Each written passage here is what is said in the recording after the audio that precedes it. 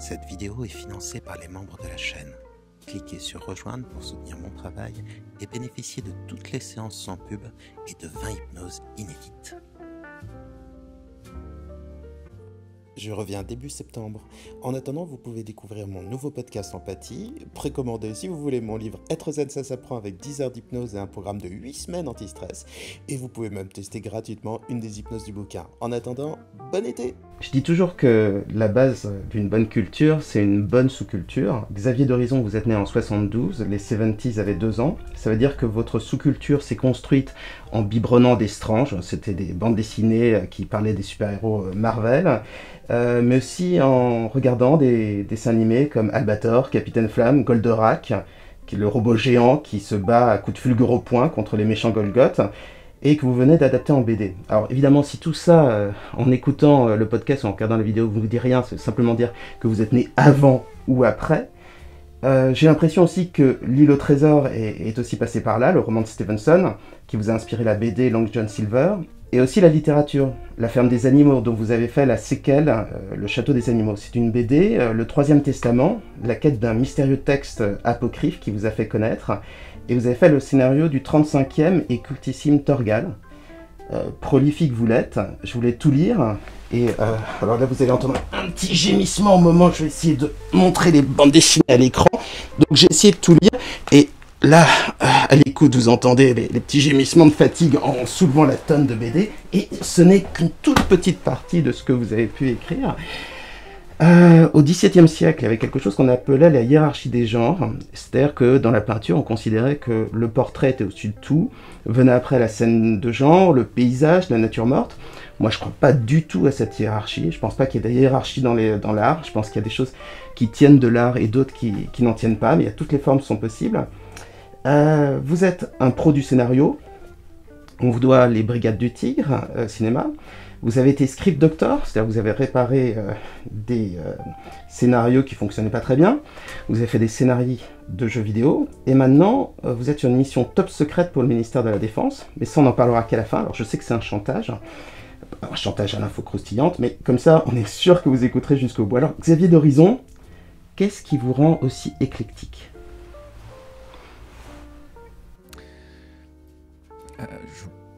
En fait, cet éclectisme dont vous parlez, à mon avis, n'est que d'apparence.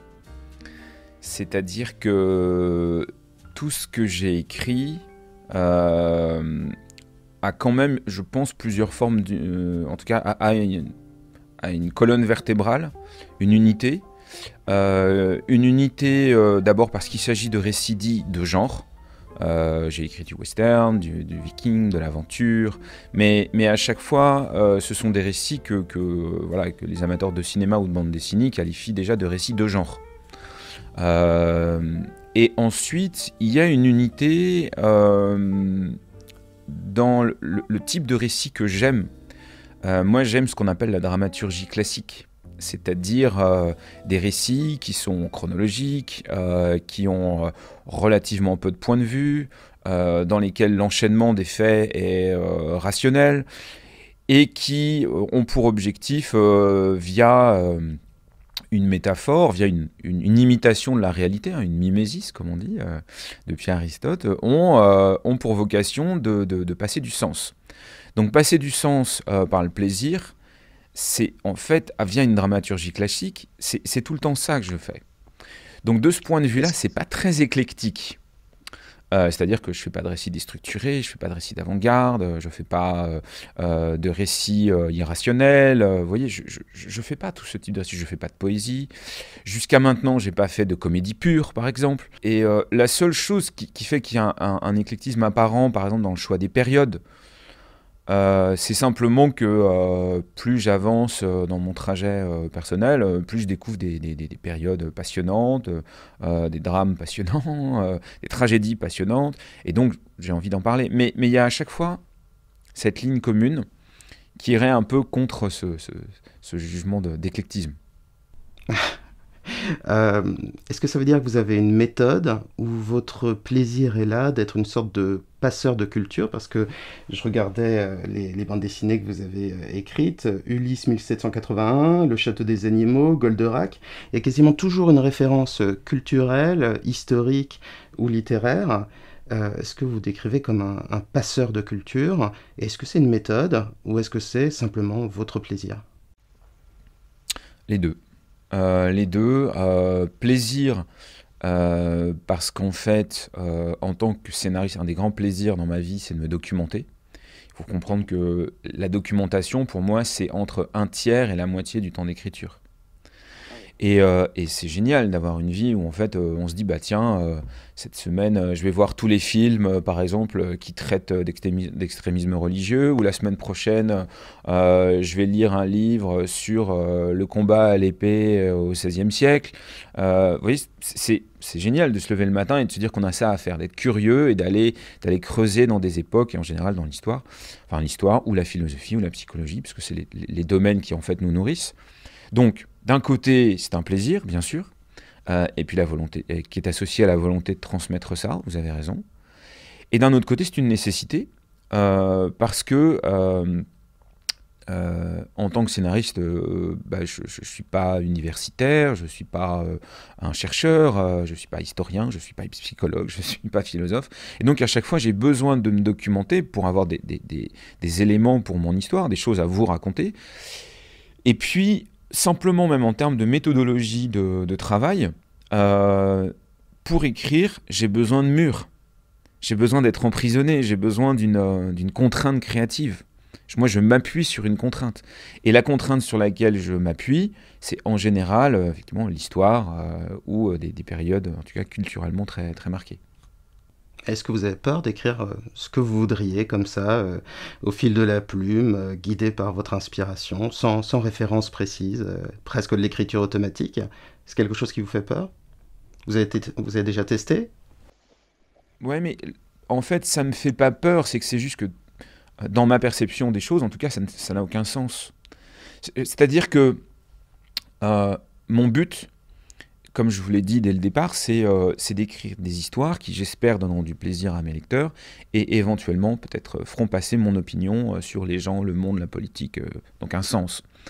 Et à partir du moment où je me mettrai à écrire sans aucune contrainte, je parlerai de ce que je connais, et comme je vous l'ai dit, j'ai pas le sentiment de connaître plus de choses que n'importe qui, en fait. Donc, si je parle comme ça, sans m'être documenté, sans avoir fait des recherches, sans connaître un peu plus le sujet que mon lecteur, il y a de fortes chances que je lui dise ce qu'il sait, et donc ça porte un nom. Raconter à un lecteur ce qu'il sait, ça s'appelle faire un cliché. Et donc, j'ai pas envie de faire ça. Quant à faire une psychothérapie, ça c'est possible, mais ça c'est pas pour mes lecteurs, c'est pour mon thérapeute. Voilà. Donc on parlait de scénario, que ce soit pour les films, la BD, les jeux vidéo, ou même vous êtes professeur de scénario dans une école. Pour vous, c'est toujours le même métier? Vous voulez dire entre être dans une école et... Être dans... Bah, on transmet quelque chose, on transmet un savoir-faire qu'on a déjà en tant que scénariste, une méthode peut-être, et puis c'est pour ça, c'est toujours cette idée, moi quand j'ai regardé ce que vous avez créé, je me suis dit, waouh, il a touché à tous les différents types de médias, il a abordé à peu près tous les genres et toutes les époques, et c'est pour ça que j'ai parlé d'éclectisme, hein. Moi je considère que de toute façon qu'un auteur a souvent une patte, donc c'est normal qu'on trouve une colonne vertébrale, comme vous me le décriviez, et aussi normal qu'un auteur ait une méthode. Mais est-ce que vous avez l'impression, quand vous prenez votre costume de scénariste pour le cinéma, que vous changez de métier? Quand vous devenez prof, est-ce que vous changez de métier? Ou est-ce que vous avez l'impression, finalement, de raconter une histoire, toujours en se fondant sur les mêmes principes? Alors, je distinguerai deux choses. Je distinguerai le fait d'être scénariste pour différents médias, notamment cinéma, télévision, bande dessinée. Je mettrai le jeu vidéo un petit peu à part, surtout que j'y ai pas touché depuis très très longtemps. Mais pour ces trois médias-là, je dirais que j'ai globalement, pour être scénariste de bande tel que je le fais moi, tel que je le pratique, C'est-à-dire que moi je fais des bandes dessinées qui sont des histoires sur plusieurs tomes, etc. Donc je vous dirais pas la même chose si je faisais du gag, ce que je ne sais pas faire. Mais faire ce métier-là, ou être scénariste de télévision, ou être scénariste de cinéma, à peu de choses près, c'est la même chose. C'est vraiment la même chose. La différence, c'est que ça m'oblige à prendre en compte les contraintes du média. Et vous ne racontez pas la même chose suivant ces 3 médias. Pour des raisons d'abord évidentes de budget. Hein. Vous n'avez pas le même budget si vous faites de la télé ou si vous faites du cinéma. Vous n'avez pas, par exemple, ou de la bande dessinée. Vous voyez, faire un château, une armée de 2000 personnes, en bande dessinée, ça coûte la même chose que prendre un appartement. En série télé, si je vais voir un producteur qui fait une petite série télé française, je lui dis il me faudra un château, 2000 personnes en costume, il va me sauter à la gorge, à juste titre. Donc déjà, il y a une prise de contrainte, bien sûr, de moyens, mais pas que ça. Il y a aussi le fait que la mise en scène, ou même les dialogues, ne s'écrivent pas de la même façon, suivant les 3 médias. Par exemple, la bande dessinée est un média lu, et non pas parlé. Donc c'est très différent. L'intonation, par est différente. Le sens, en bande dessinée, il arrive par les yeux et va au cerveau. En télé ou en cinéma ou peut-être en théâtre, il arrive par l'oreille. C'est très différent en fait. Et enfin, par exemple, le niveau de finesse ou d'écart entre le texte et le sous-texte n'est pas exactement le même en bande dessinée ou en audiovisuel parce que vous n'avez pas le ton, vous n'avez pas la nuance que va apporter un acteur, même si j'ai des dessinateurs qui savent apporter de très grandes nuances dans leur dessin, c'est quand même pas la même chose. Donc tout ça pour dire que globalement, c'est le même métier, avec des nuances. Enseigner, c'est autre chose, c'est vraiment autre chose. Déjà parce que écrire une histoire, c'est manipuler. C'est-à-dire que c'est par exemple faire passer du sens sans vous le dire, sans que vous vous en rendiez compte. Au contraire, quand j'enseigne, j'explique à mes étudiants comment faire passer du sens. Comment est-ce qu'on construit une histoire? Quelles sont ses étapes? C'est un petit peu, si vous voulez, comme si d'un côté, vous étiez en train de voir un décor, et de l'autre côté, je vous expliquais comment construire le décor. C'est assez différent. Le point commun peut-être entre les deux, c'est que à chaque fois, j'essaye, pour transmettre ce que j'ai à transmettre, d'utiliser la méthode narrative, c'est-à-dire de raconter des histoires. Par exemple, c'est via une histoire, je raconte comment raconter une scène. Mais le but est très différent. Et donc la méthodologie, finalement, ne sont pas exactement pareilles. Mais je m'amuse beaucoup, le seul autre point commun, je m'amuse beaucoup dans les deux cas.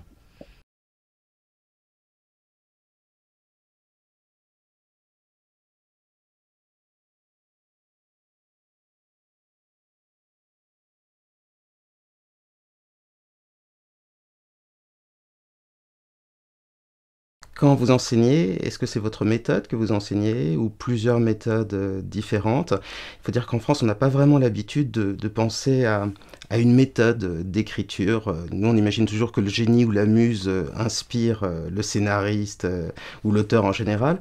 Est-ce que c'est ce que vous avez appris via votre expérience ou est-ce que c'est aussi d'autres méthodes que vous enseignez ou est-ce que vous avez aussi étudié d'autres méthodes pour enrichir la vôtre?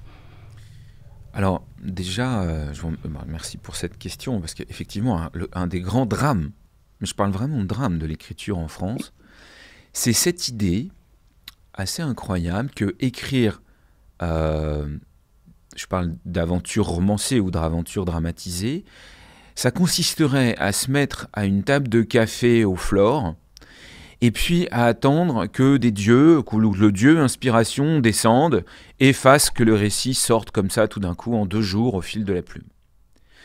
C'est un fantasme, ça n'arrive pas, et aucun grand récit ne s'est jamais écrit comme ça, aucun. Mais c'est terrible parce que dire ça, c'est d'abord faire croire qu'il y a des gens qui auraient un talent puis d'autres qui n'en auraient pas. Bon, donc il y en a qui seraient des élus puis d'autres qui ne seraient pas, donc déjà c'est faux. Et en plus, c'est empêcher la progression et le travail et la création, simplement, d'une bonne partie du potentiel énorme, littéraire, intellectuel, d'intelligence qu'on a en France. Donc effectivement, je m'élève contre cette idée et je reste fasciné de voir que les pays qui produisent en ce moment parmi les œuvres les plus intéressantes en audiovisuel, je pense à la Grande-Bretagne, je pense à des pays scandinaves et de temps en temps à nos amis américains, ont eux admis cette idée depuis très longtemps et on voit bien que ça ne les empêche pas de faire des œuvres de grande qualité. Bon. Ça c'est la première chose et là je vous transmets un peu ma frustration par rapport à ça. Non, comme si, vous voyez, c'était évident qu'on va apprendre le solfège. C'est évident. Mais vous pouvez aussi apprendre le piano tout seul, dire au passage. Hein. Mais enfin, globalement, on considère que des gens ont appris comment faire du piano depuis des centaines d'années et que, somme toute, s'ils pouvaient vous le transmettre, ça vous permettrait, vous, de vous exprimer au piano plutôt que de passer du temps à taper sur des touches. Bon. Ça, c'est pour le constat de la nécessité du cours. Ensuite, le cours en lui-même que je fais, que ce soit chez Gallimard ou que ce soit à Émile Cole, à Lyon, c'est pas des recettes. Je viens pas en leur disant à la minute 3 vous allez faire ça, à la minute 4 vous allez faire ça, ce serait ridicule. En fait, au départ, je m'appuie sur quelque chose qui a plus de 2000 ans et qui s'appelle la poétique d'Aristote. Aristote, il connaissait pas Hollywood. Mais Aristote, en fait, il a fait un certain nombre de lettres en fait, qui ont été regroupées dans un texte donc, qui s'appelle la poétique, dans lequel il dit, voilà, moi j'ai regardé la vie, pas Hollywood une fois de plus, la vie.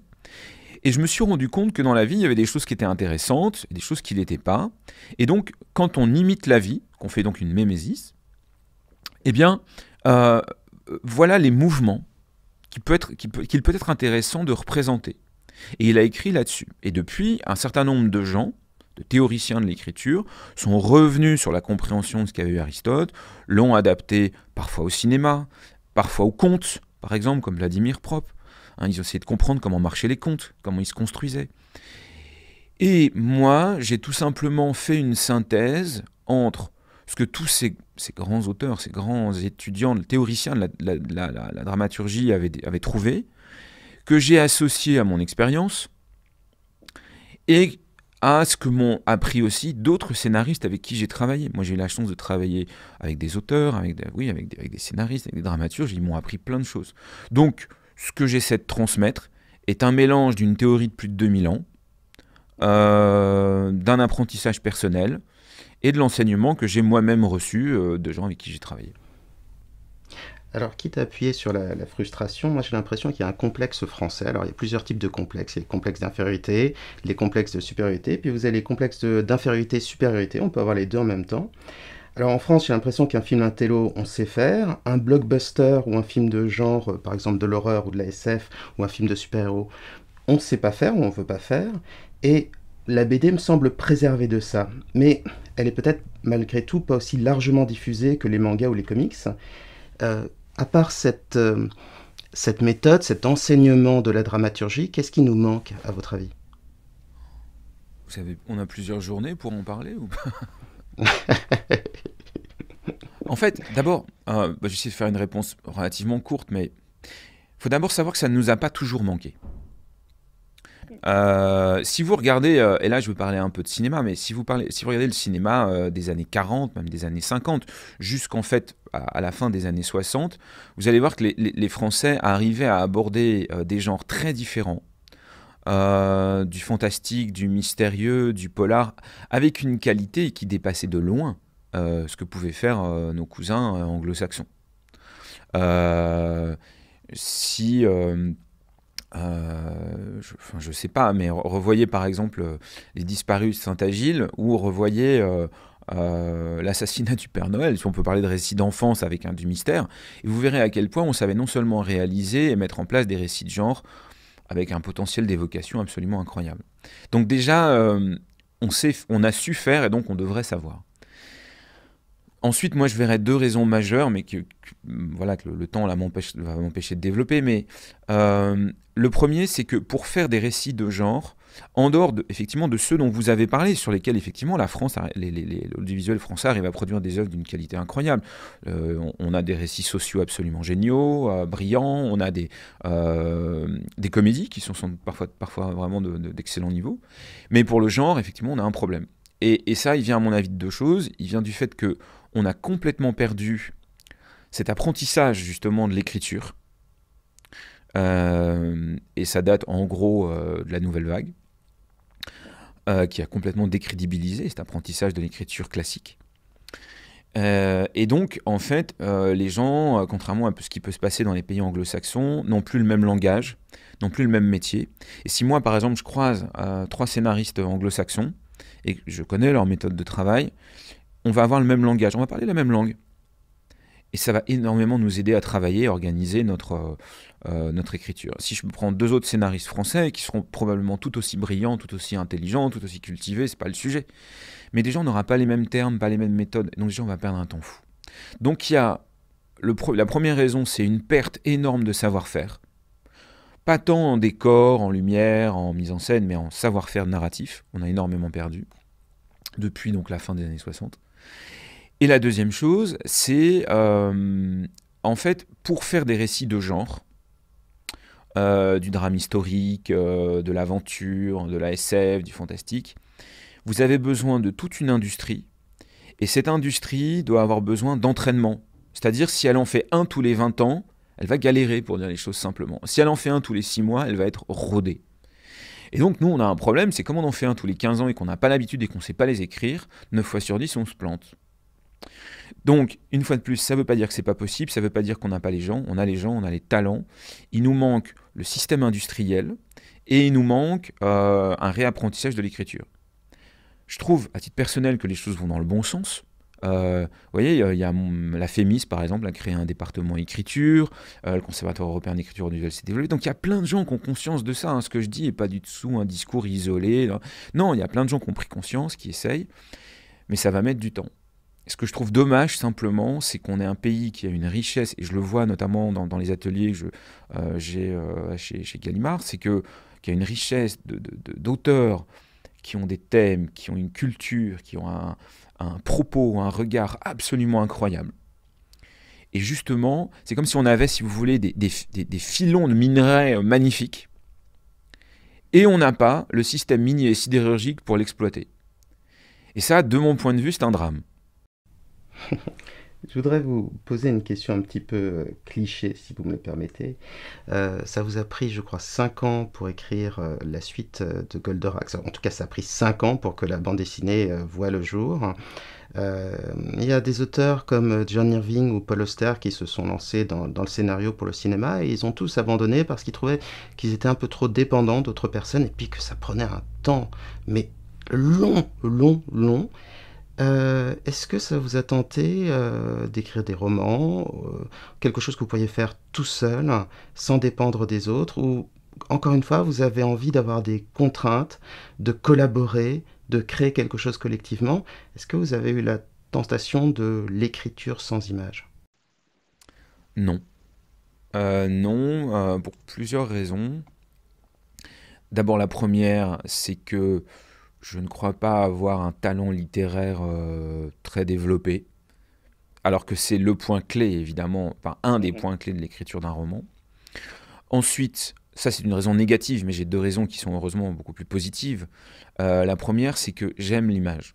Vous voyez, avant d'arriver dans vos studios, un des dessinateurs avec qui je travaille me dit « Tiens, petit cadeau », puis il m'envoie sur WhatsApp 2 photos de cases qu'il vient de dessiner et d'ancrer. Et il a raison, c'est un cadeau. C'est-à-dire que quand vous avez une idée dans votre tête et qu'un dessinateur génial vous envoie une image de ça et il l'a réalisée en mieux en plus, c'est un bonheur absolu. Moi, quand je reçois une page qui réussit, ma journée est illuminée. Voilà. Donc déjà, moi, j'aime l'image, j'aime le dessin. Donc évidemment que j'ai pas envie de faire du roman, j'ai envie de faire de la bande dessinée ou du cinéma, de l'audiovisuel. Et la deuxième raison positive, c'est que j'aime l'idée de travailler en interaction avec quelqu'un. Mais un auteur. Et c'est vrai que le problème, une fois de plus, pour lequel il y a des tas d'exceptions, mais général de l'audiovisuel, c'est que souvent, vous passez autant de temps à écrire qu'à expliquer ce que vous avez écrit, ou à expliquer ce que vous avez écrit à des gens qui n'y connaissent rien. Et c'est ça le problème. Donc, je réinsiste, il y a des exceptions. Mais imaginez que vous soyez médecin, c'est un peu comme si le médecin devait m'expliquer, moi, en tant que patient, pendant des heures, pourquoi il a choisi telle opération, d'attaquer tel nerf ou tel muscle. Il Il a fait 15 ans d'études, je suis allé le choisir, j'ai confiance en lui. S'il a fait ça, c'est qu'il a des raisons. En tant que patient, je peux lui dire éventuellement pourquoi, vous êtes sûr? S'il me répond, ça suffit. Or, le problème si vous voulez, de l'audiovisuel, c'est que nos interlocuteurs sont des gens qui n'ont pas la même formation. Je connais leur formation puisque je suis moi-même issu d'une école de commerce, donc je vois comment ils ont été formés. Mais on perd, voilà, en tant qu'auteur, beaucoup de temps en réunion. Et c'est vrai que ça, j'aime pas trop. Moi, je trouve ça génial parce qu'à chaque fois qu'on a des parcours atypiques, ça montre qu'on est assez libre dans notre vie, qu'on n'est pas obligé d'en avoir... On n'a qu'une vie, certes, mais on peut en vivre plusieurs. On peut choisir plusieurs métiers, on peut devenir créatif, on peut devenir aventurier. Moi, j'aimerais savoir simplement comment vous avez pu passer de cette école de commerce à scénariste. De quelle manière ça s'est fait? Est-ce que c'est la chance? Est-ce que c'est votre passion qui vous a guidé? Ou est-ce que c'était le dégoût de travailler à la Barclays, la banque, hein, bien connue, je crois que vous avez un peu bossé là-bas. Qu'est-ce qui vous a poussé à travailler en tant que scénariste? Moi, je sais que j'ai changé de carrière parce que je voulais faire un métier utile et parce que je détestais celui dans lequel j'étais. Vous, c'est quoi ce qui vous a fait changer de vie? Alors, déjà, je voudrais juste revenir sur la première chose que vous avez dit, savoir que c'est possible de changer de vie. Et vous avez raison, moi ça me paraît vraiment important de le dire, de le répéter. C'est possible, ce n'est pas forcément une nécessité, parce que je pense qu'on arrive aussi à une époque où ça devient une forme de dictature. C'est-à-dire, si on n'a pas changé de vie et qu'à 40 ans, on n'est pas passé de banquier à créateur de Tébio, on a raté sa vie. Donc non. Il ne faudrait pas qu'on passe d'un schéma à un autre. C'est-à-dire si tu n'as pas ta Rolex, tu as raté ta vie. Ah, si tu l'as encore, tu l'as raté. En fait, j'ai envie de dire, ça dépend de chacun. Et il n'y a pas de mal à être banquier à 50 ans, c'est super si on est heureux. En fait, le truc, c'est comprendre qui on est, déjà. Comprendre ce qu'on aime faire. Et ensuite, trouver un moyen de traduire ce qu'on aime faire dans sa vie. Mais effectivement, on est libre. Il n'y a pas de contrainte, à moins d'avoir un AK-47 sur la tempe, on est libre. Bon, ça c'est donc et je ne cesse de répéter à mes enfants, quand même beaucoup de gens, et d'ailleurs un album sortira bientôt sur ce thème. Nous pouvons choisir notre vie. Voilà. Maintenant, pour ce qui est de mon cas, moi, je vais vous dire comment ça s'est passé en fait assez simplement, mais tout a commencé au moment où j'étais en école de commerce. Et là, par passion, je m'étais investi dans une association de bande dessinée qui s'appelait le Festival Bande Dessinée des Grandes Écoles. Et il se passe deux choses pendant que je participe à cette association. La première, c'est que je vais rencontrer un dessinateur qui s'appelle Alex Alice, qui est depuis bien connu des fans de bande dessinée. Et lui aussi est en école de commerce, il était à l'ESCP. Et un jour, je vois ses dessins. Et on échange comme ça, et je lui dis, tu sais, moi j'aime bien écrire. Et puis il me dit, bah moi, de toute façon, bon, j'ai fait une école de commerce pour faire plaisir à papa, maman, mais je voudrais être dessinateur. Je lui dis, si tu veux, on peut essayer de faire une histoire. Bon. Ça, c'est le premier moment où je me dis, tiens, pourquoi pas? Et je dis pourquoi pas parce que moi, je viens d'une famille où personne n'était artiste, personne n'était auteur. Et alors, devenir scénariste, vous m'auriez dit que j'allais devenir, j'en sais pas, coureur de 100 mètres haies ou danseur étoile, ça aurait à peu près fait la même chose. C'est-à-dire impossible, mais on n'y pensait même pas, c'était même pas une piste, c'était même pas envisageable. Mais bon, on part là-dedans et on commence en fait tous les deux avec Alex Alice à développer ce qui sera donc le Troisième Testament. Et parallèlement à ça, je rencontre lors de ce festival Jean Van Damme. Et Jean Van Damme est invité du festival et moi je suis chargé de le conduire toute la journée, de l'emmener au restaurant, de l'interviewer pour la Gazette de l'école. C'est l'auteur de la série 13, de Torgal et aussi de Largo Winch. Donc c'est l'un des plus grands scénaristes. Et d'ailleurs c'est assez amusant parce qu'on vous compare très souvent à lui. Alors on va se demander s'il y a deux scénaristes connus ou bien si vous vous ressemblez vraiment, mais ça je vous poserai la question un petit peu plus tard. Donc c'était quand même une rencontre assez incroyable. Hein. Le croyant a rencontré son Dieu. Pardon, c'était une rencontre assez incroyable. Le croyant a rencontré son Dieu dans la chair. Hein. J'imagine ce que c'était. Ah, moi, en fait, pour vous dire, le soir, j'avais tellement souri toute la journée que j'avais mal aux joues, en fait. Les muscles zygomatiques, en fait. Le zygomatique était bloqué. Mais vraiment, ça m'est arrivé une fois dans ma vie, c'était avec Jean Van Damme. Et je vois cet homme... Donc j'avais lu bien sûr tous ses albums, hein, j'étais un passionné de son travail, et En plus, c'est une personne très charismatique, voilà, qui a une aura littéralement autour de lui. Et je me dis, mais surtout, l'effet que ça me fait, c'est que je me dis, un scénariste, c'est réel. Moi, j'en avais jamais vu. Je savais même pas à quoi ça ressemblait. Et donc, tout d'un coup, j'ai un projet en main, enfin, qui est en train d'être élaboré, et je vois une réalité. Et il y a quelque chose qui se met à germer chez moi, c'est un jour, alors non pas je veux être Jean Van Damme, j'aurais jamais eu cette prétention, mais je vais essayer de faire quelque chose qui ressemble vaguement à ça. Et je commence mes premières années d'emploi professionnel, que pour le coup j'adore, contrairement à vous. Moi, je me suis beaucoup amusé en fait chez Barclays. J'étais libre, je répondais à des appels d'offres, j'essayais d'être créatif dans mon métier de banquier. Enfin, franchement, j'aimais bien ça. Et je passais de très bons moments. Et le soir, le week-end, la nuit, j'écrivais avec Alex et on développait le Troisième Testament. Et puis, à un moment, le Troisième Testament est sorti, coup de chance absolument incroyable, ça a très bien marché. Puis voilà, et puis premier enfant, une femme qui travaillait énormément, plein de contraintes, et c'était plus possible, c'est-à-dire que je pouvais plus, voilà, celui-là, et je pouvais plus mener 2 vies en même temps. Et donc, soutenu par mon épouse, soutenu par mes parents, ils m'ont dit, écoute, démissionne. Donc j'ai vraiment démissionné, une vraie démission, pure et dure, j'ai rendu ma carte bleue de travail, les clés de ma voiture, mon téléphone... Et puis ma boîte a été très bien d'ailleurs. Ils m'ont dit écoute, c'est super, si ça se passe pas bien, tu reviens. Et puis je suis pas revenu. Voilà. Mais c'était pas, il y avait pas de, c'était sans haine et sans violence. Hein. C'était écoutez, je vais essayer quelque chose, puis on verra ce qui se passe. Tant mieux pour vous. Moi, je travaillais dans la pub, donc c'est un petit peu différent. Ouais, je comprends très bien. Rétrospectivement, c'est presque une question à un auteur que je pose. Vous avez l'impression que c'était des coups de chance ou que c'était inévitable? Les deux. Les deux. Coups de chance d'abord parce que c'est bête, mais si j'avais pas croisé Alex Alice et qu'on n'avait pas discuté, si j'étais pas d'emblée tombé sur ce co-auteur absolument exceptionnel, un très bon scénariste et en plus dessinateur incroyable, peut-être que ça ne se serait pas fait. Et en même temps, c'était pas un coup de chance parce que j'avais décidé d'être dans cette association de bande dessinée, j'avais décidé de m'y investir. Souvent, je me dis coup de chance d'être avec mon épouse qui m'a soutenu, qui m'a poussé, et en même temps, c'est pas un coup de chance puisque je l'ai choisi. Donc, vous voyez, je crois que les choses se font. C'est toujours un mix de chance et d'occasion.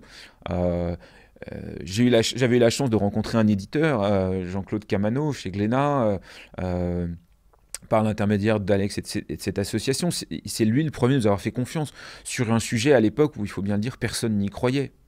Alors on me disait, vous savez, un mélange d'aventure, de Nom de la Rose et de fantastique, peu de chance que ça marche, votre truc. Hein. Et ça, je l'ai entendu 1000 fois.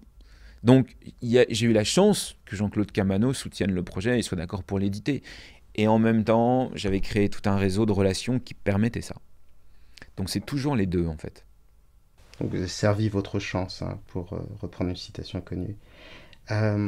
J'essaie de trouver une manière de l'amener en disant vos titres, ils ont de l'impact. Et puis finalement, je me suis dit non, vos titres, ils déchirent.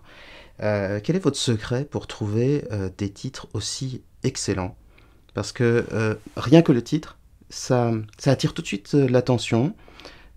Ça décrit, comment dire, ça donne un avant-goût du contenu, mais surtout, c'est des titres qu'on retient. Le Troisième Testament, on le retient très facilement. La ferme des animaux, on le retient très facilement. Alors, pardon, vous allez me dire le titre exact, c'est Comment devenir riche en 1940, c'est ça? Ou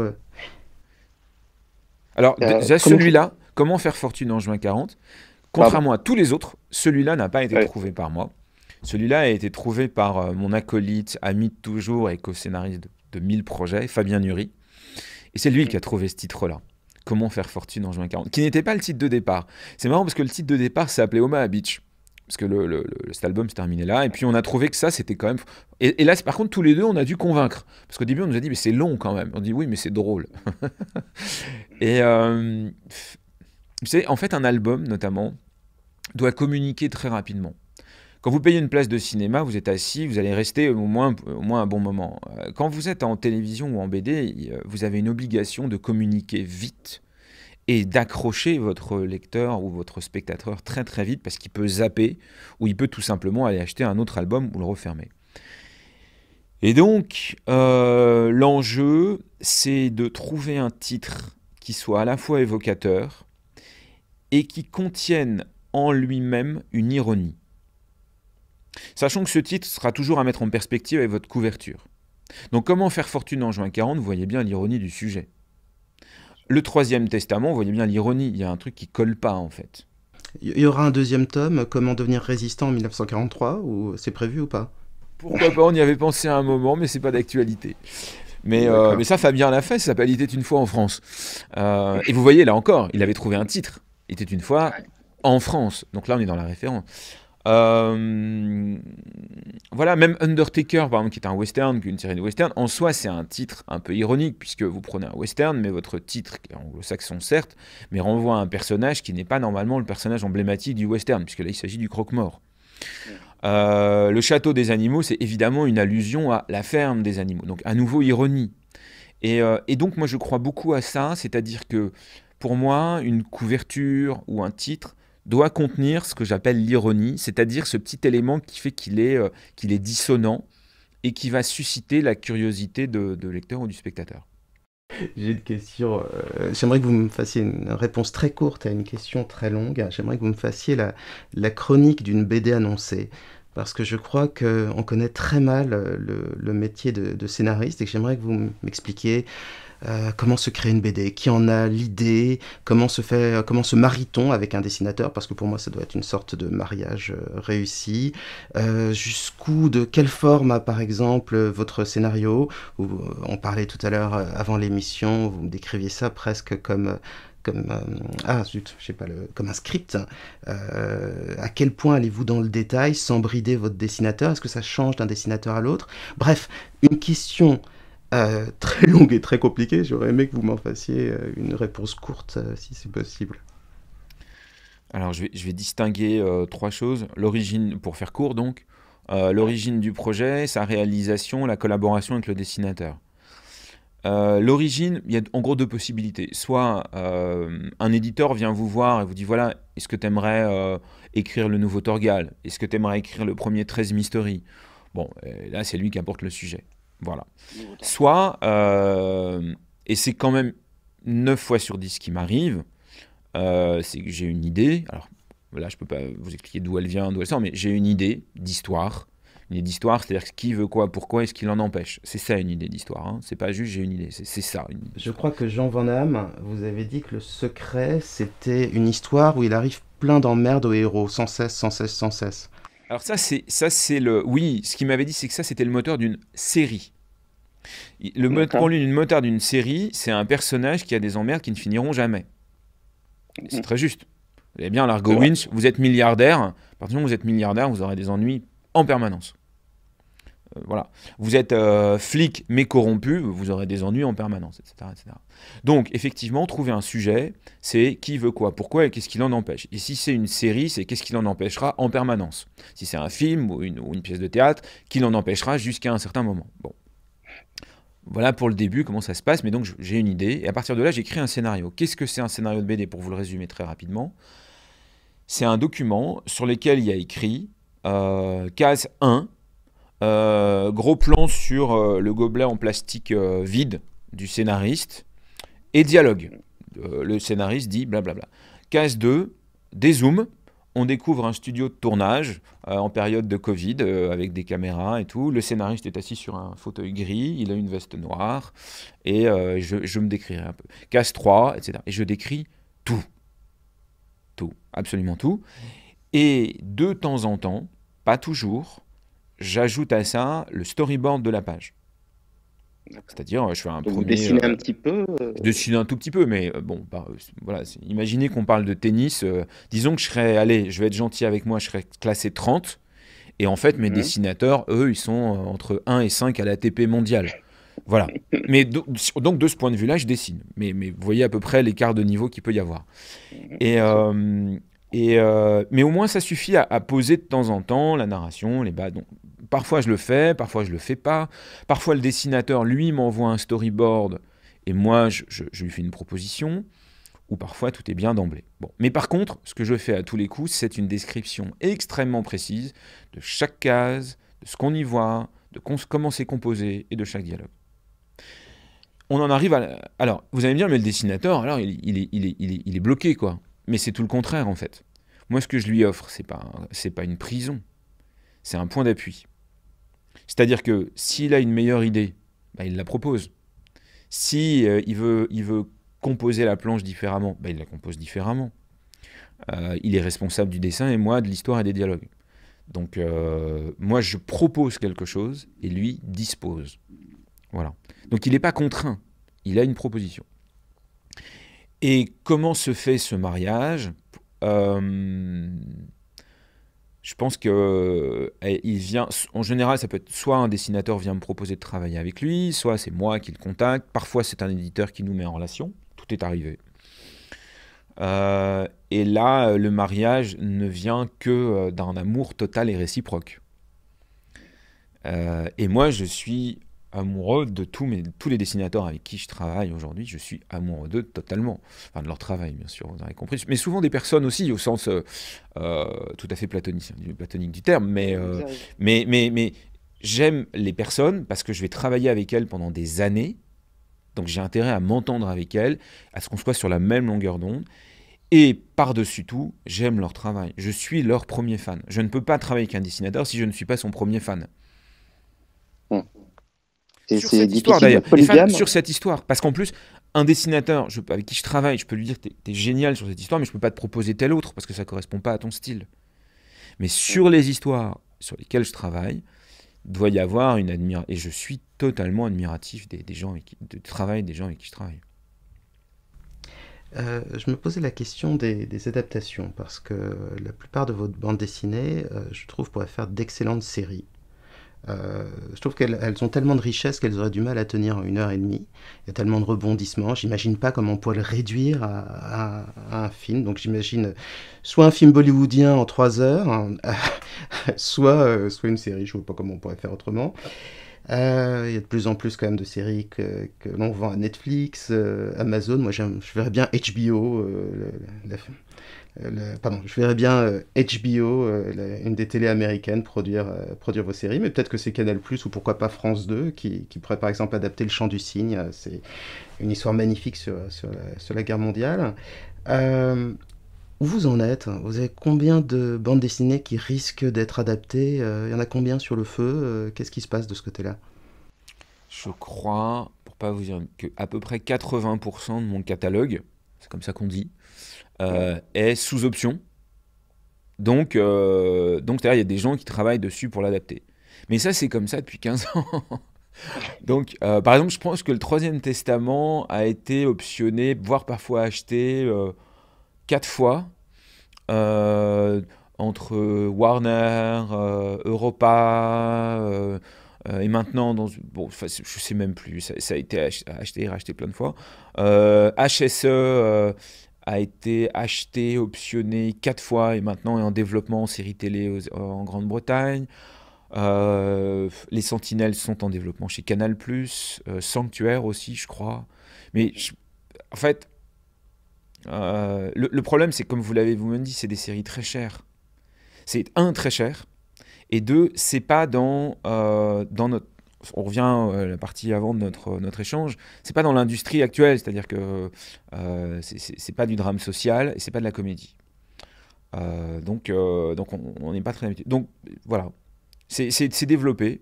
Le maître d'armes est en développement film, voilà, mais... Ça crée plus de frustration. Vous attendez que ça sorte un jour, ça sortira forcément. Et... Moi, je suis consultant. Il m'arrive qu'on me demande, mais moi, je le demande pas, mais on me demande d'être consultant, donc je le fais.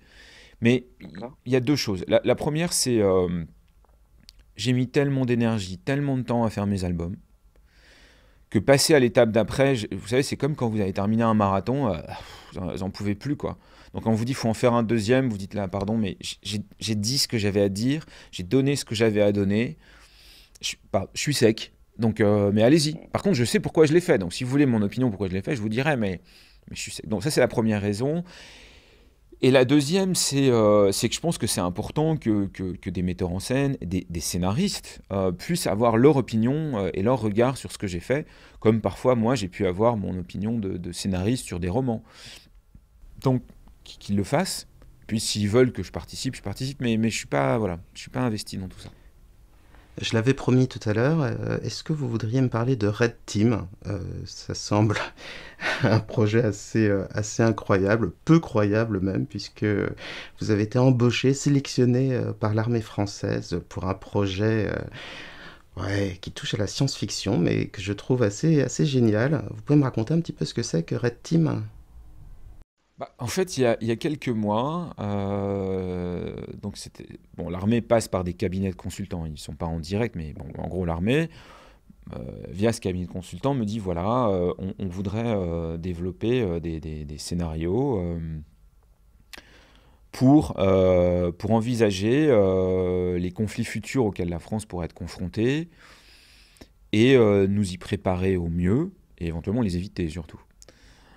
Et j'ai trouvé l'initiative intéressante, d'une part parce que, d'ailleurs moi, elle allait me permettre d'apprendre énormément de choses, puisque nous sommes, ça vous aura pas échappé que je ne suis pas un spécialiste de la géopolitique, ni des systèmes militaires, ni de la stratégie.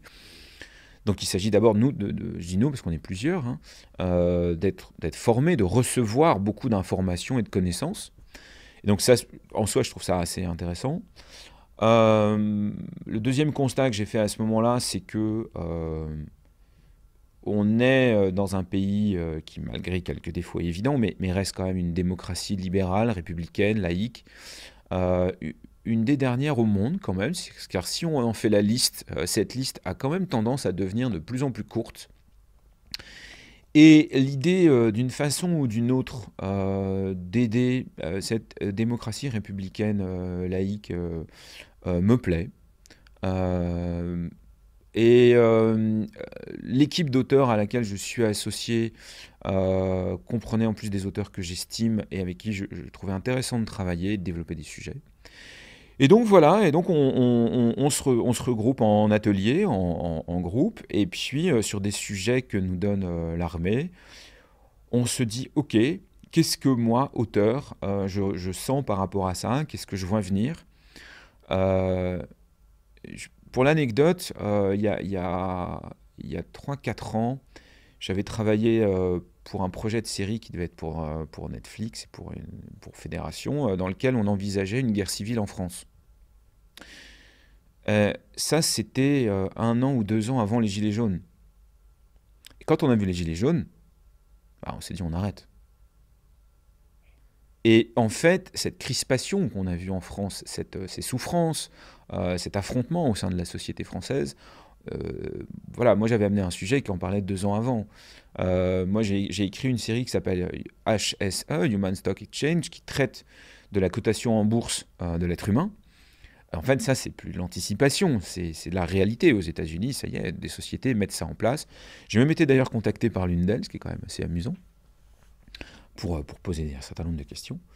Et donc voilà, et en tant qu'auteur, il me manque énormément de connaissances, mais je pense, et c'est vrai pour mes amis co-auteurs de la Red Team, on a une intuition d'un certain nombre de problèmes qui pourraient arriver et auxquels l'armée pourrait être confrontée. Et ce qu'on leur apporte, je pense, c'est ces intuitions et une façon de les faire passer à la première personne. C'est-à-dire que nous, on peut écrire je, c'est-à-dire faire parler un personnage. Ce que ne savent pas faire, pour le coup, des stratèges, des théoriciens militaires. Voilà. Donc c'est ce qu'on fait. J'aimerais vous poser une dernière question avant de vous faire passer le questionnaire de Proust. Il y a trois séries, enfin trois titres qui m'ont vraiment marqué. C'est pour ça que je vous parlais tout à l'heure d'éclectisme. Vous avez fait récemment un album avec Terry Dodson, qui est un dessinateur génial qui sait magnifier la femme et qui donnerait l'impression que Manara est puritain en comparaison. Et là, j'ai l'impression que vous êtes autorisé tous vos fantasmes d'adolescent. Je l'ai juste là. Je peux pas montrer le tome 1 parce que sinon on va être censuré sur à peu près tous les médias, sur Facebook, partout. Mais c'est absolument remarquable parce que c'est excessivement fun. Vous avez aussi travaillé sur le 35e, pardon, vous avez aussi travaillé sur le 35e tome de Torgal, qui est la série culte que tout le monde devrait avoir lu. Je crois que ça devrait être une obligation. On devrait avoir lu une partie d'Hugo et voilà, et avoir lu Torgal. Et puis vous avez récemment écrit une bande dessinée qui m'a vraiment touché. C'est peut-être à ce propos que j'aimerais que vous me répondiez. Ça s'appelle Le Château des Animaux. Vous l'avez abordé un tout petit peu tout à l'heure. Ça a été, pour vous, j'ai utilisé un anglicisme, c'est une sorte de séquelle de La Ferme des Animaux. La Ferme des Animaux, pour moi, c'est un bijou littéraire. C'est-à-dire, vous parliez tout à l'heure de l'auteur comme une sorte d'intuition visionnaire, on va dire. Et pour moi, La Ferme des Animaux, ça permet de comprendre ce qu'est le totalitarisme, bien mieux que 1984. Et ça permet, de la même façon qu'à l'Ouest, Rien de nouveau permet de comprendre ce qu'est la guerre et la Première Guerre mondiale. Donc vous êtes attaqué à un sommet, vous avez pris l'Everest, et vous avez dit très bien, je vais faire la suite, et je vais parler de la désobéissance civile. Et vous avez fait aussi quelque chose qui est assez culotté, c'est que vous avez choisi de faire ça sous la forme d'une fable animalière, et qui ne ressemble vraiment pas du tout à Walt Disney, mais plutôt à une sorte de, je sais pas, d'Ésope ou de La Fontaine sous stéroïdes, je sais pas, mais et vous avez un dessinateur qui est extraordinaire. C'est-à-dire qu'il rend les animaux plus qu'humains. Ils sont à la fois totalement animaux et en même temps totalement humains. Et ce qu'il y a de formidable dans la fable animalière, c'est qu'on dit plus sur l'humanité en parlant des animaux que lorsque l'on parle des animaux. Pardon. Et ce qui est formidable avec la fable animalière, c'est qu'on dit plus des hommes que lorsque l'on parle des hommes directement. Alors j'aimerais juste que vous me parliez un petit peu du Château des Animaux, parce que le temps nous est compté, parce que j'aimerais bien avoir une séquelle de cette interview avec vous. Juste ce dernier titre. En fait, finalement, le Château des Animaux, c'est une série qui est venue, bien sûr, de la lecture de La Ferme des Animaux, bien sûr, de la frustration à la fin de cette histoire, de voir et de lire que le changement proposé par des gens qui étaient courageux, des animaux qui étaient courageux, honnêtes, volontaires, se terminait en drame. Et c'est profondément frustrant, ça, cette idée de voir que le mal gagne. De ce point de vue-là, c'est un roman terrible. Et surtout désespéré. Et moi, je suis de nature optimiste, romantique, je pense, dans mon écriture, et surtout convaincu que la violence ne gagne pas. Elle peut l'emporter à court terme, c'est une évidence, il suffit d'ouvrir le journal de 20 heures. Mais par contre, je pense qu'à long terme, elle permet de vaincre, mais pas de convaincre. Elle ne permet pas de changer les choses en profondeur. Et si vous voulez, cette conviction profonde que j'ai mais pas simplement dans une vie politique, qui est celle évoquée dans La Ferme des Animaux, mais dans une vie à la fois bien sûr politique, mais aussi dans le cadre professionnel, dans le cadre familial, dans le cadre humain, amoureux, cette conviction dans le couple, cette conviction que la violence ne résout pas, qui est une conviction absolument peu partagée, hein, surtout en France. Vous voyez bien, en général, c'est plutôt ceux qui sont, surtout aujourd'hui, ceux qui sont en colère, ceux qui montent leur mécanique, qui roulent des épaules, plutôt ceux-là qui ont le vent en poupe quand même. Bon. Et moi, j'ai pas cette conviction-là. Et dans cette histoire, j'ai trouvé un vecteur, à savoir cette suite donc imaginaire, parce que c'est pas exactement une suite, mais de La Ferme des Animaux. J'ai trouvé un vecteur pour parler de choses qui me touchaient à la fois à l'échelle politique extérieure et à l'externe interne, à savoir à l'échelle de gens. Ça ne veut pas dire que mes personnages ne vont pas souffrir, ça ne veut pas dire que c'est facile d'être non violent. Tous les jours, moi qui m'énerve et qui finalement finit par l'être, je m'en veux, mais c'est là encore une différence entre savoir ce qui est bien et le faire. Bon, je crois que je vois ce qui est bien, j'arrive pas encore à le faire. Et mes personnages, c'est pareil, et leur univers, c'est pareil. Donc voilà en tout cas ce que je peux vous dire en peu de mots, ce qui m'a donné l'énergie, ce qui a été un peu le noyau nucléaire pour aller faire cette histoire, et la chance absolue que j'ai eue, et je vous rejoins complètement là-dessus, a été de rencontrer j'ai souvent l'habitude de le qualifier comme ça, cette sorte de Mozart du dessin, parce qu'il est jeune en plus, Félix Delepelaere, donc Félix Delep pour son nom mais il a 26 ans. Et à 26 ans, ce qu'il sait faire en termes de dessin, de peinture, de couleur, est absolument incroyable. Et donc, je suis à nouveau tombé amoureux d'un de mes dessinateurs. Voilà. Bon, c'est une polygamie réussie, félicitations. Polyamour, comme on dit maintenant. Moi, je crois que depuis Nemo, qui est une bande dessinée assez extraordinaire, l'histoire d'un enfant qui s'enfuit dans le royaume des songes toutes les nuits, je crois qu'on devrait savoir que la BD est un grand art, que c'est l'eurosyncrétisme entre le dessin et les lettres. Mais si jamais vous ne me croyez pas, et que pour vous c'est encore un art mineur, ou pire, une sorte de livre d'images pour les enfants, je vous invite à lire Xavier Dorisson. Vous verrez, ça fait du bien de se tromper et vous serez vraiment heureux du résultat. Maintenant, j'aimerais vous faire passer le questionnaire de Proust. Et le questionnaire de Proust, c'est quelque chose de plutôt malin. C'est l'idée de faire passer, de poser des questions décalées pour obtenir des réponses décalées qui trahissent, traduisent ou bien expriment réellement ce qu'est la personne. Et souvent, quand on répond au questionnaire de Proust, on se surprend soi-même. Alors, j'aimerais que vous me répondiez, cette fois-ci, le jeu, c'est vraiment que ce soit d'une manière très très courte, presque lapidaire, à ces questions que je vais vous poser, la première chose qui vous vient à l'esprit, et à mon avis, ce sera forcément la bonne. Si la réincarnation existe, quelle a été votre dernière vie? Celle de mon grand-père paternel.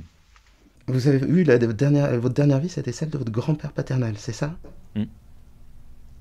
Oh, ouais, j'avais demandé une réponse lapidaire, mais là, j'ai besoin quand même d'une mini-explication, parce qu'en tout cas, c'est mystérieux. Vous m'avez demandé de faire de l'association d'idées, donc je me suis livré à l'exercice. Hein. Mais bien sûr. Je l'ai connu jusqu'à l'âge de 7-8 ans, donc peu en fait, hein, très peu. Et en fait, tous les souvenirs que j'ai de cet homme sont associés à une profonde nostalgie de la prime enfance, c'est-à-dire jusqu'à 0,7 ans, on va dire 0,8 ans.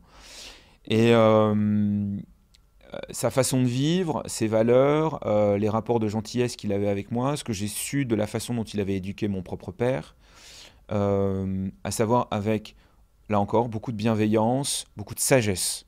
Ce sont des choses que profondément j'admire, des caractéristiques humaines que j'admire. Et je pense qu'il y a un mélange entre de fantasmes, évidemment, parce que vous le voyez bien, très peu connu en fait.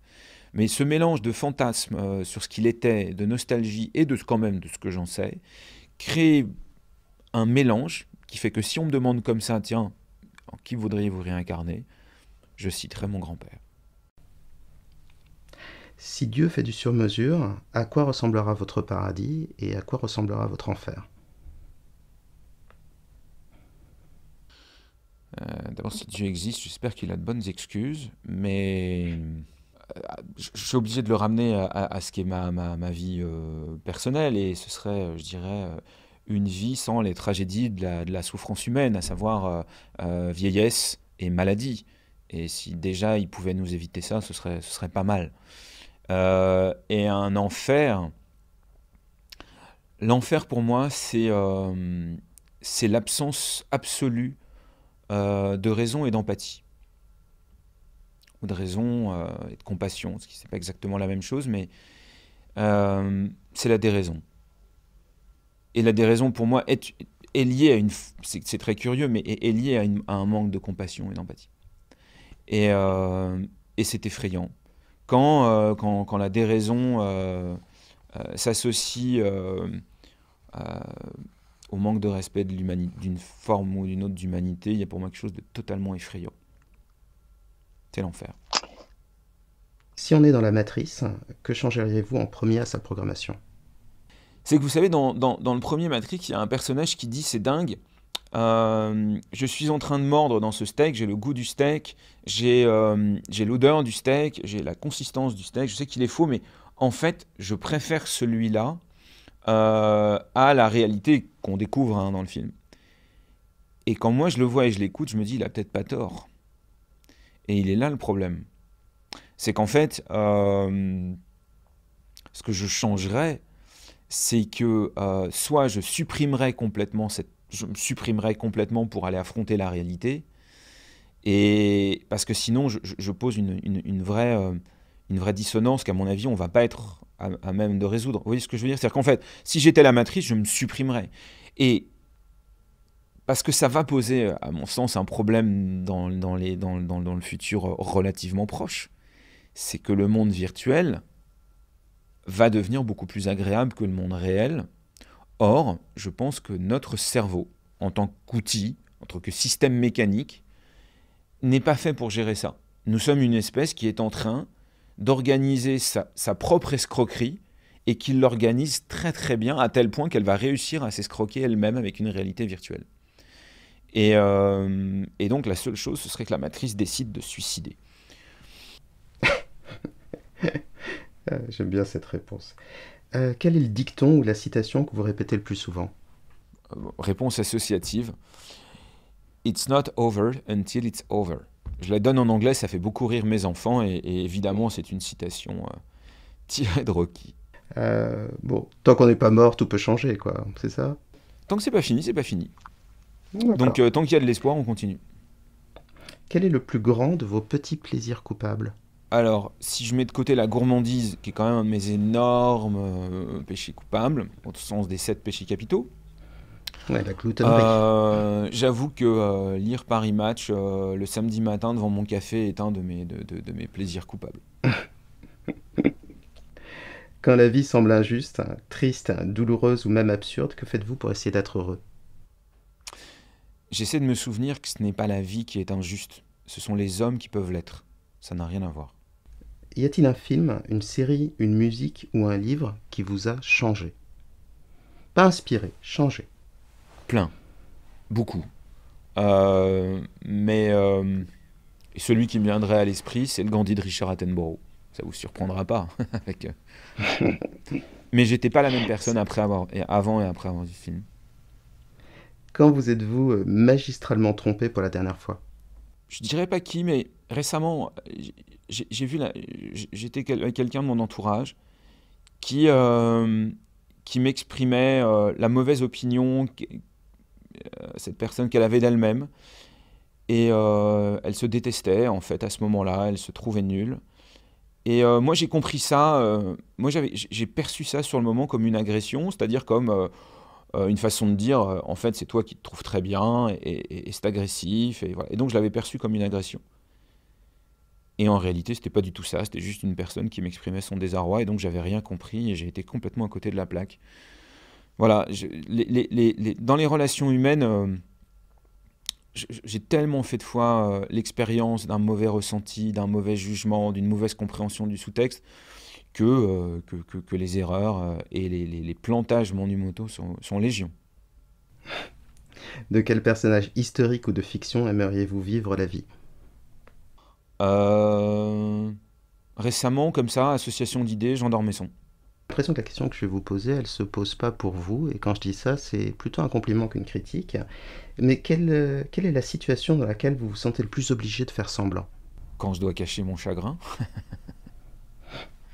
Qu'est-ce qui arrive à vous mettre en colère, mais vraiment en colère?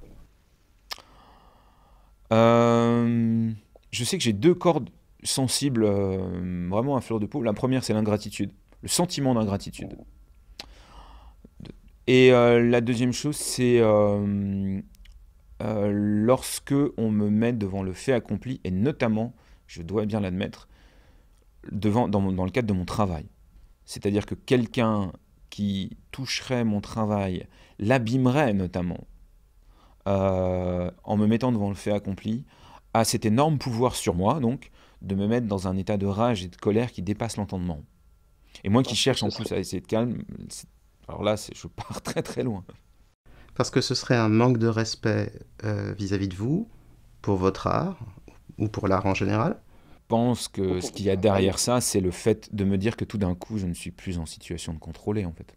Quel est parmi vos défauts celui auquel vous tenez le plus? Ma gourmandise. Pour quelle époque étiez-vous fait? Pardon? Pour quelle époque étiez-vous fait? Si on met de côté 2 minutes, évidemment, les progrès de la science et notamment de la médecine, pense que j'aurais été bien fait pour les années, entre les années 50 et 70 du XXe siècle. Pour conclure cet entretien, j'aimerais dire ceci. Quand un artisan connaît son métier, quand un artisan ne se prend pas pour un artiste, quand un artisan aime transmettre son art, aime l'enseigner, je crois que c'est vraiment à ce moment-là que c'est un artiste. Et donc je pense que c'est ce que vous êtes, un artiste et un merveilleux artisan. Et je crois que c'est le plus beau compliment en tout cas que je puisse vous faire.